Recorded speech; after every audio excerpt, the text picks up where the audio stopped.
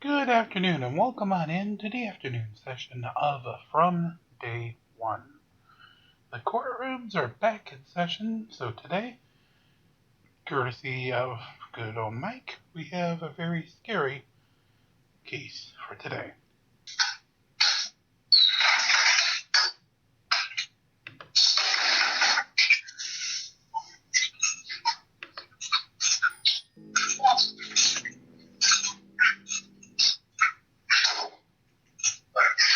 Alright guys.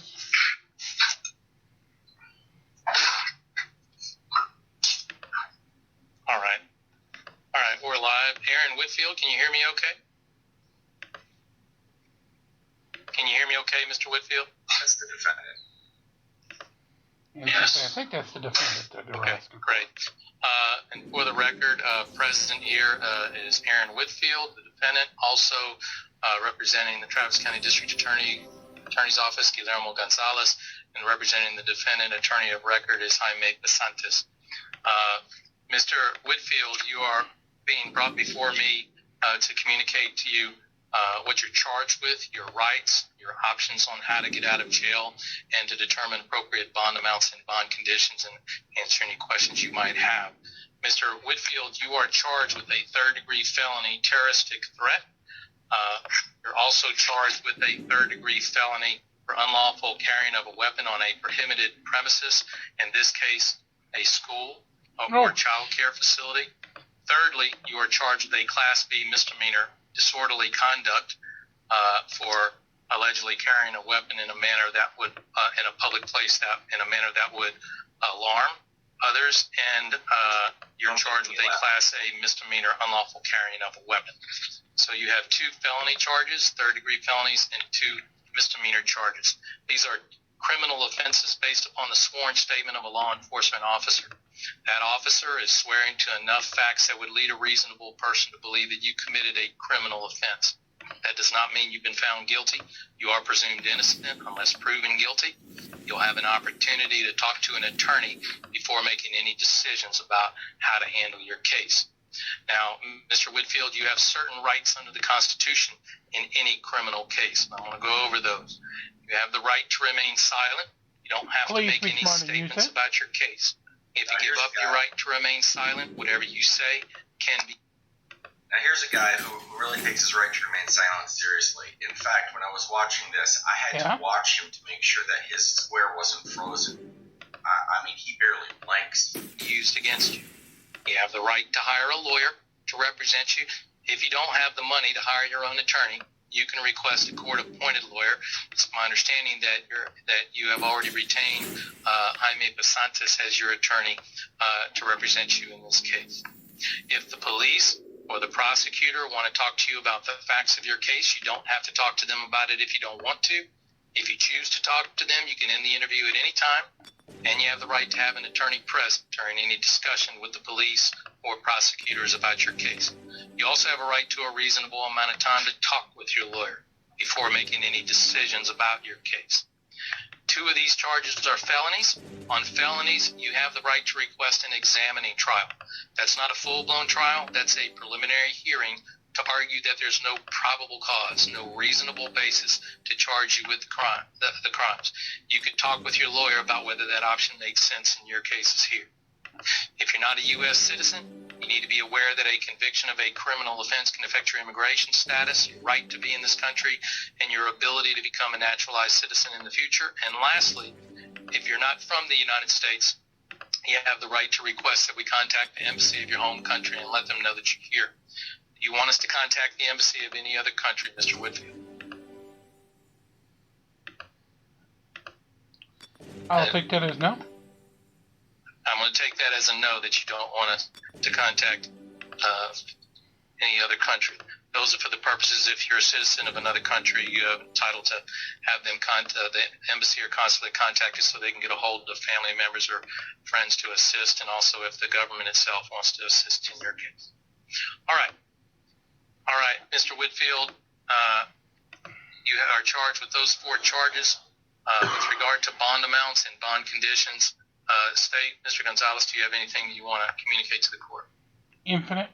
Judge, I do. I understand the situation, circumstances that brought this defendant in front of us here today.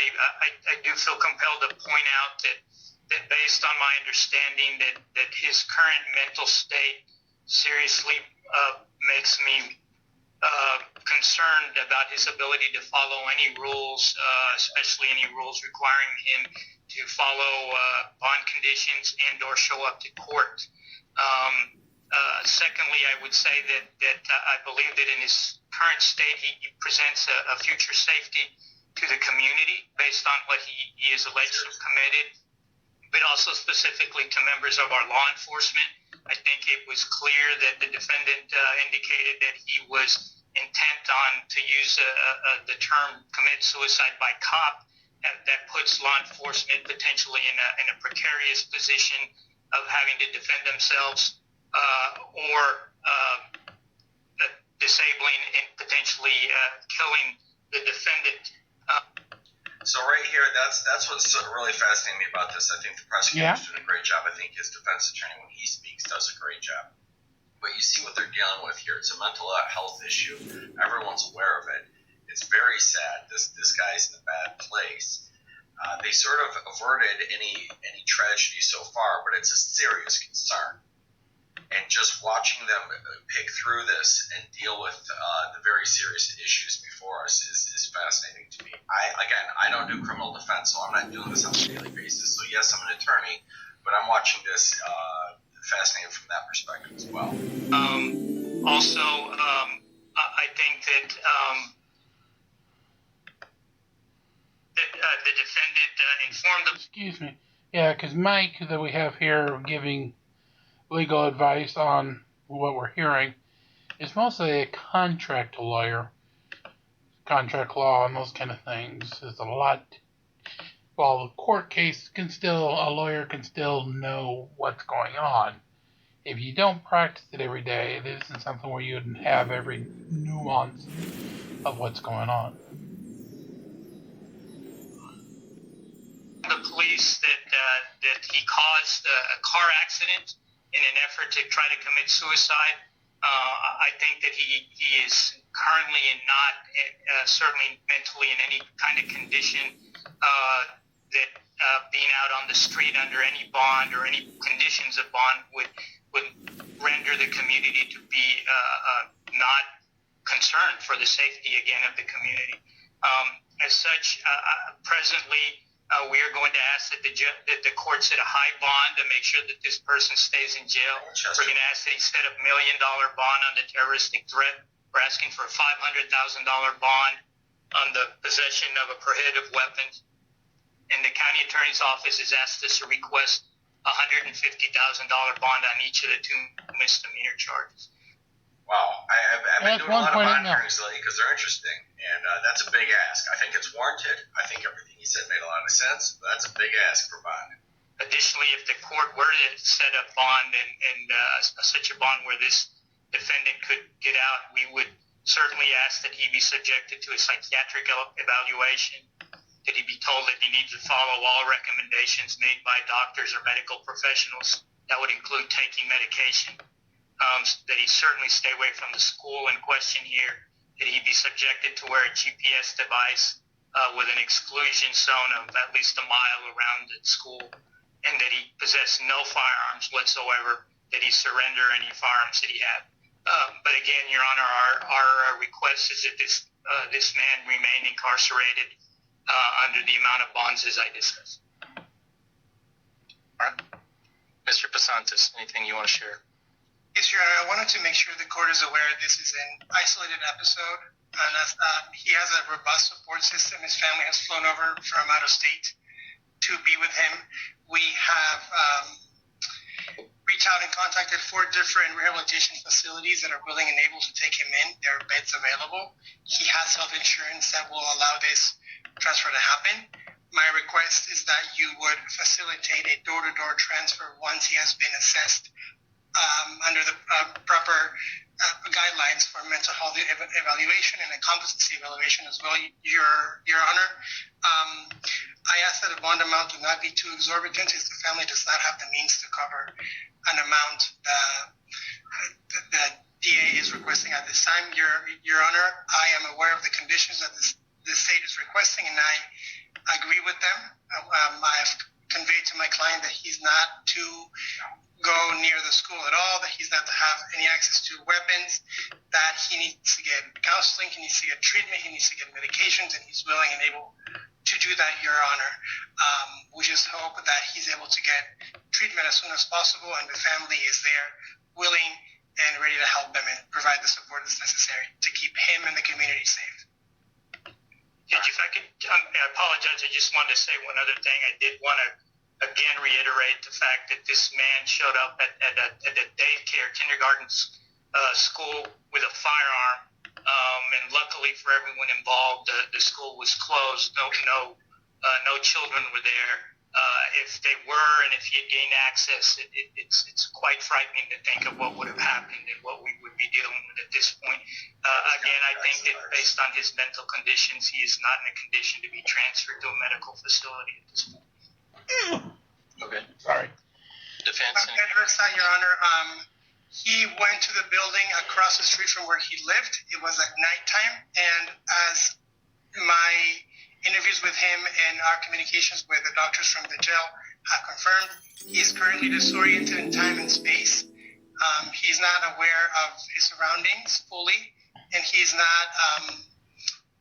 This is a classic example, and I've had numerous experiences like this through my long career, where the attorneys are arguing their perspective. Of course, he wants a lower bond, the prosecutor wants a higher bond, but it's all with respect, and they understand each other's position. There's really no fighting. It's just everyone's doing their job. He's not sure of what is going on. At this time, my main concern is for him to find an appropriate treatment and an appropriate mental health guideline to help bring him back to a more healthy state in which he has been his entire life.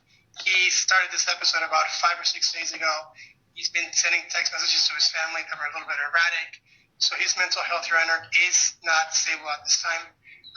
And I do want to make sure that the court understands that our main concern, the family's main concern, is getting him some medical assistance and treatment as soon as possible.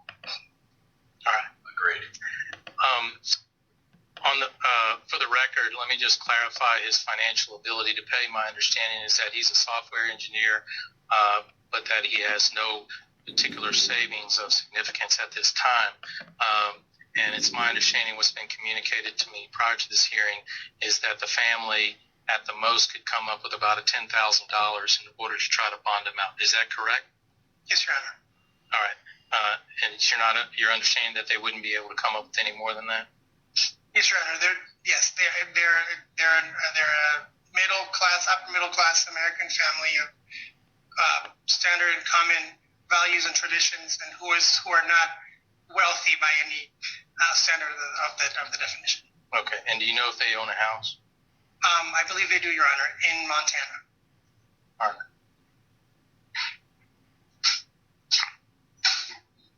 And I know that since you've been in consultation with the family, do you know if there is an intention to try to bond them out prior to him being evaluated for competency and for other mental health evaluation purposes? Absolutely not, Your Honor. The family is aware, based on my discussions with them and based on my reports, that he is not in a situation or a place right now where the family can provide the care that he needs. The family is aware that he needs to be surrounded and taken care of by the corresponding mental health professionals in a mental health facility, which unfortunately he cannot get that at the jail right now, Your Honor. I think he's a private attorney. Okay. And how soon will arrangements be, or have you already confirmed with health insurance that they have the capacity, that they're willing to approve for payment at a mental health facility when he does get there? Yes, Your Honor. He would have to be first assessed, and that's something that we are setting up.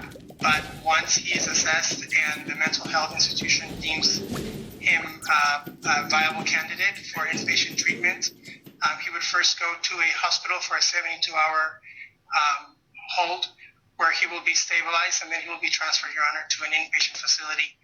My request is that he would be for at least 30 days. And Your Honor could write that as a condition of the bond. That is our request. That he be released in 30 days? That he would stay in an inpatient facility for at least 30 days, Your Honor. For at least 30 days. Okay. And when you said that that this would require a mental health evaluation, you mean by the private facility that would be considering taking him in? Yes, Your Honor. If the jail would be open to that, and if Your Honor allows this, we could set up either a telephonic or an in-person assessment by a healthcare professional who will come and meet with Aaron to assess his mental state. Okay. And so your understanding at this point in time is the family's intention is not to bond him out in order to make sure that he gets stabilized in terms of his mental condition at the moment? Yes, sir. Their main concern is his safety, but with the understanding that he will not receive the best possible mental health care and access while he is incarcerated. Okay. They don't want him roaming the streets. They don't want him at home. They want him with mental health professionals in a mental health facility. Judge, if I may suggest that the issue of bond, once Your Honor sets it, if it needs to be discussed again, can easily be done in front of a district judge in the future. So again, I think that based on the concerns for the future of the safety of the community, we are going to ask for a high bond. And we would be open to having further discussions down the line, but I think that right now there's a lot of speculation on the part of whether or not and how he could get mental health treatment. And I'd really like to be able to sit down and have a full-blown hearing before anything like that happens. Probably everywhere in the world. And Your Honor, just a quick response to that. I do agree, if need be, for a full-blown hearing. My request is that if that happens, Your Honor, it would be as expeditiously and as quickly as possible in the future. Yeah. All right. Just for both of y'all's information, after the kind of informal meeting that we had earlier today to get feedback from mental health professionals concerning his situation, I indicated to both the state and the defense that I would reach out to Judge Broussard to clarify the process on that. I can let you know that according to Judge Broussard, it's not something that automatically goes before him or the mental health court. What would happen is probably by Monday, the end of the day Monday, this case will be assigned to some district court, and then it'll be up to the parties to file a motion with that district court, either to have the case transferred to Judge Broussard and to have it placed on a mental health docket, or to have that type of hearing before the district judge, and it'll be up to the district judge themselves. And it would be up to you guys and I would think that having that hearing anywhere before the end of next week would be somewhat premature, because we wouldn't have the kind of information that we need on whether or not he's been stabilized by his meds or responding to treatment or cooperative with treatment. But that'll be ultimately up to the parties. It's not something where I'm going to order a hearing before Judge Broussard, because there's a certain process that needs to be followed. So it's up to you guys to file a motion in the district court, whichever court gets assigned that, which will happen on Monday, and then try to get a hearing set before either the district judge or Judge Broussard when you think that's appropriate. All right? Yes, Your Honor, I understand. And we will file that motion promptly on Monday morning. Okay. All right. Based upon the representations of all parties, I'm going to go ahead and set bond on the third degree felony terroristic threat. Mr. Whitfield, your bond amount on the terroristic threat is going to be set at $350,000. Your bond amount on the felony unlawful carrying of a weapon in a prohibited premises is going to be set at $150,000. The bond amount on each of the misdemeanors is going to be set at $15,000.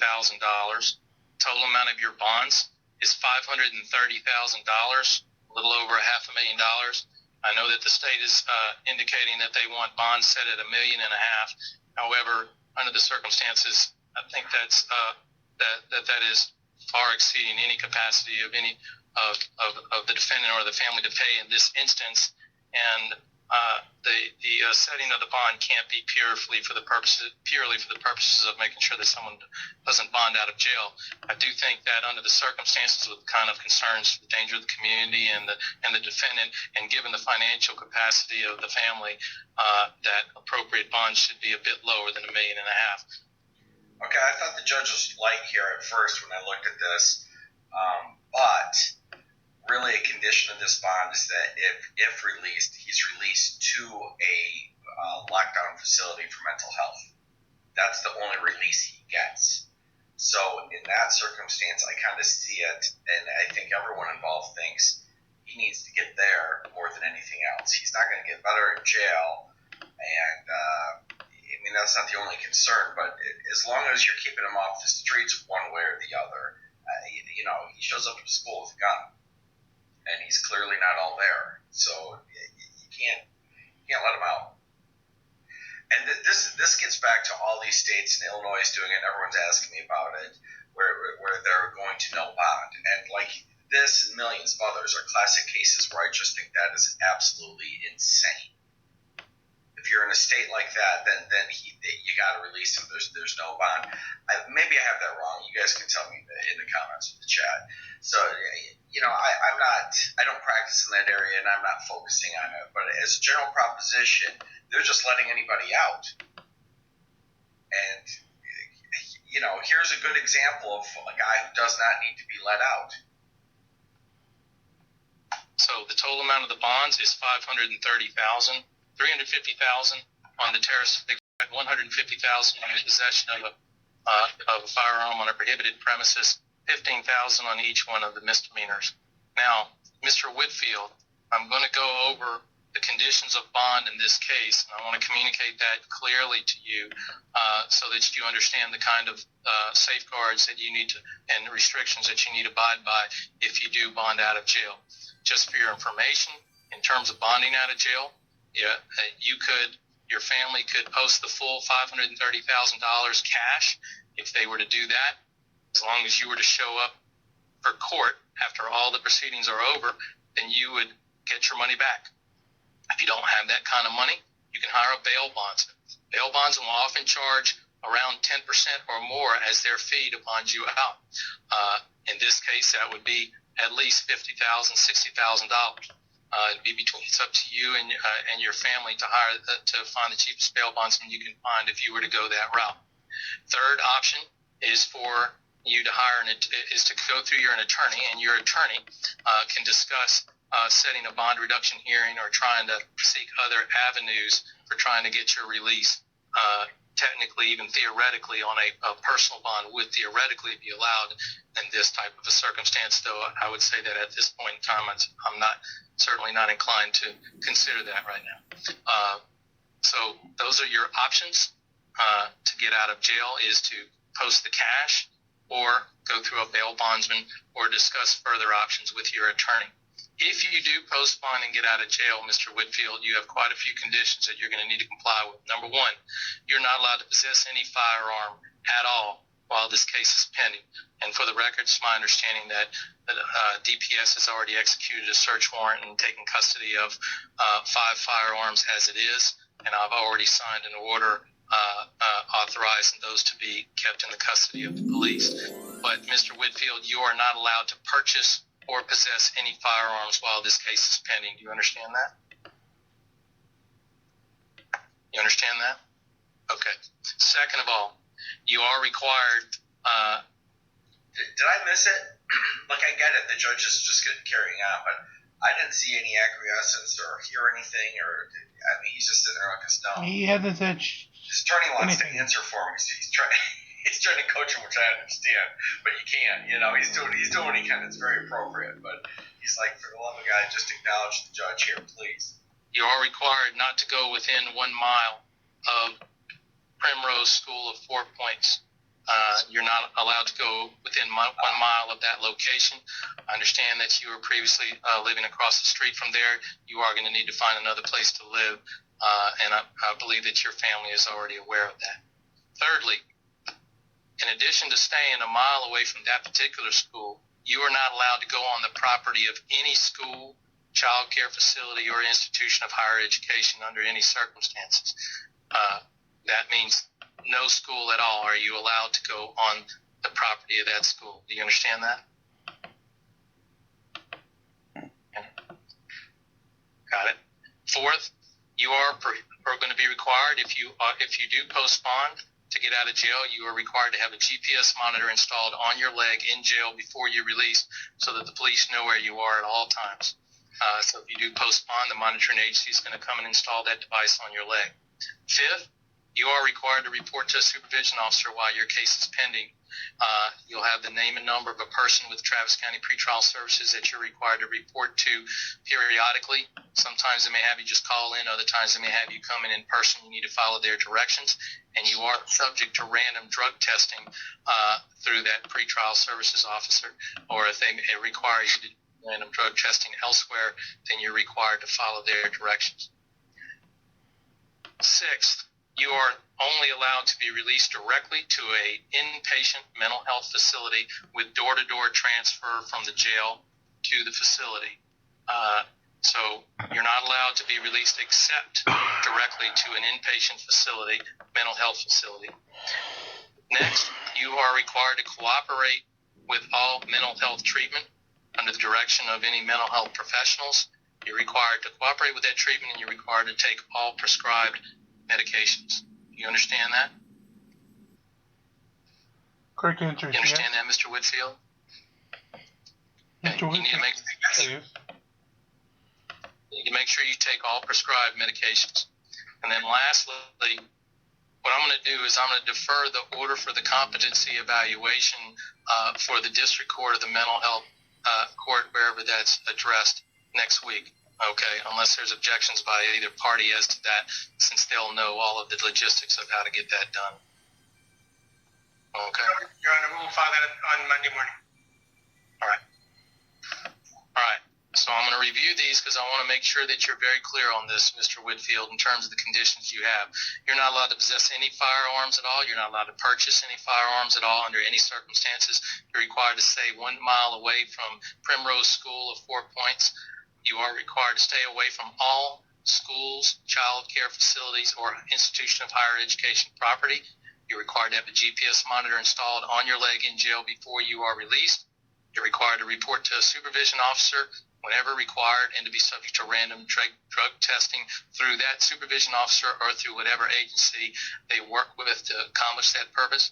And you are only allowed, and you are required to, upon release, to be transferred door-to-door directly to an inpatient mental health facility to cooperate with that mental health facility and all of their mental health treatment and personnel, and to take all medications as prescribed. Do you have any questions about that, Mr. Whitfield?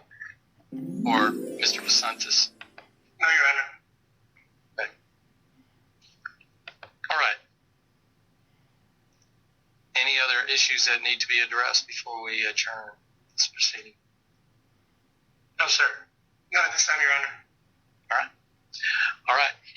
Good luck, Mr. Whitfield. Thank you, Your Honor. If I may be excused. Can I go back to your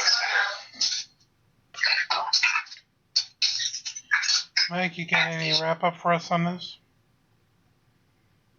Yeah, the first time through that, I actually waited, and it actually startled me when he got up to walk out, because I didn't know if he was doing anything. He moved so little, but that one was just interesting to me. I think both the attorneys and the judge were absolutely on top of the issues before everybody's safety first for the community in that circumstance. It's sad that this guy feels is in that place in his life. Sounds like he has a good family. He looks, aside from his affect, he looks otherwise normal. And if he's a software engineer, he was functioning in society at a fairly high level. But something's off.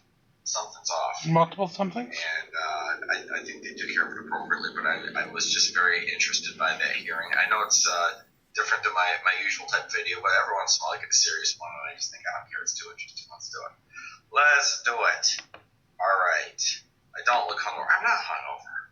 I was a good boy. No, yes, Mike, you're a good boy. Alright, thank you, Mike. Have a great day, Wade. Alright, with that, we will have one finished fight as we start wrapping up here for this afternoon on From Day One. As always, please help us get to the goal of 50,000 views, 1,000 subscribers. We quickly approach the 70% mark on that. Once we do that 50,000 views, we'll have those red presents coming from boxes. And we can send out to all of you as nice little prizes. And of course, Google will put us on the algorithms at that 1,000 mark. Until next time, like, share, and subscribe. Be kind to one another, and always, really stay cracking as you march along this day and every day. Here, from day one. Have a great afternoon. We'll see you all tonight.